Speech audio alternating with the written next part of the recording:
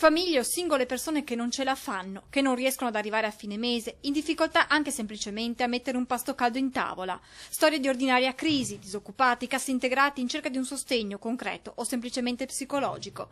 I dati della Caritas di Treviso sintetizzano un crescendo di difficoltà tra le famiglie.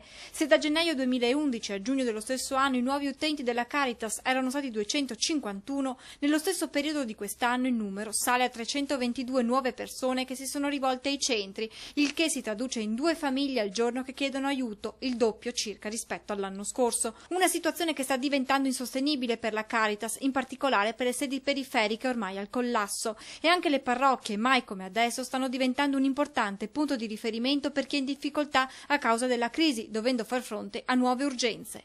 L'insieme di urgenze e di necessità che anche una parrocchia deve fare i conti proprio con situazioni di famiglie, di persone concrete che vivono momenti di difficoltà e si rivolgono alla parrocchia per tanti aspetti per ricevere aiuto, oppure persone che vivono la prova della perdita del lavoro e della mancanza di prospettive e trovano o cercano nella parrocchia un aiuto e un sostegno. Nuove richieste di aiuto alle quali le parrocchie devono cercare di rispondere, soprattutto grazie al volontariato.